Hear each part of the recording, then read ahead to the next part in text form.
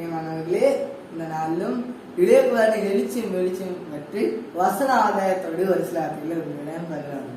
முதலாவதாக நம்முடைய வீழ்ச்சி போகுது.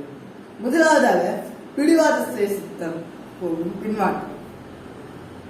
அதாவது இந்த இளையகுமாரன் ஒரு அப்பாவுக்கு 2 மகன் இருந்தாங்க. அதுல இளையவன் தான் அப்பாட்ட போய், அப்பா எனக்கு ஆஸ்திரேலியா பங்கு பிடிச்சிட்டாங்க அப்படின்னு. அவங்க அப்பா ரொம்ப கஷ்டப்பட்டாங்க. ஏன்னா அவனை பெத்தெடுத்து ரொம்ப வருஷம் ஆச்சு.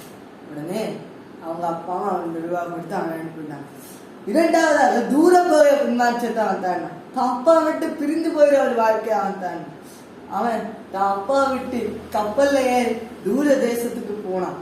அப்படி போகும்போது அங்க அவன் தன் காசை முழுவதுமா செலவழிச்சான். சிற்றின்ப நிலையில ஒரு வாழ்க்கை வாழ்ந்தான்.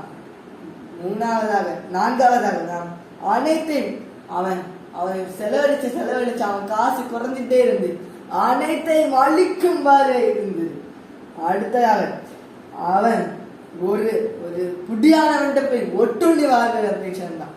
அவன்கிட்ட போய், ஐயா எனக்கு ஒரு வேலை தருவீங்களான்னு கேட்டான். ஆனா அவனும் ஒரு பண்ணி மேய்க்கிற வேலை அவனுக்கு கொடுத்தான். உலகம் கொடுத்த உயர்ந்த வேலை அது, பண்ணி குடிக்கிற வேலை. அவன் அந்த பண்ணி தின்ற தவிர்த்துனால அதை தின்ன நினைச்சான். அவன் ரொம்ப கஷ்டப்பட்டான். அடுத்ததாக அவனுடைய எழுச்சியும் போகணும். அவனுக்கு புத்தி தெரிஞ்ச போது அவன் உணர்ந்தான், தான் அப்பா வீட்டுல எவ்வளவோ சாப்பாடு இருக்குமே, அதெல்லாம் விட்டுட்டு நான் இங்க வந்துட்டேனேன்னு சொல்லி கணக்க பண்ணிட்டான். ரெண்டாவதாக அவன் இப்ப இருக்கிற நிலையை உணர்ந்தான். நான் எப்படி வாழ்றேன், நான் ஏன் இங்க நிக்க அப்படிங்கிற நிலைமையை உணர்ந்தான். தந்தையிடம் திரும்பி போக திரும்ப அப்பாட்ட திரும்பி போலான்னு ஒரு வேலைக்காராச்சும் திரும்பி போலான்னு போனான். அவங்க தந்தையிடம் செல்லும் விசுவாசம் அவன் அப்பாட்ட போனான்.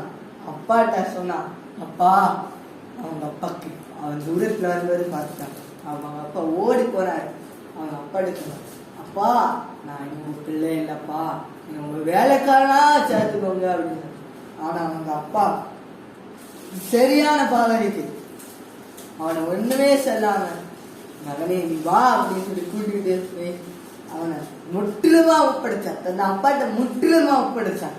அவன் தான் அப்பாட்ட முற்றிலுமா ஒப்படைச்சான். அவனுக்கு உயர்ந்த அங்கி கிடைச்சு.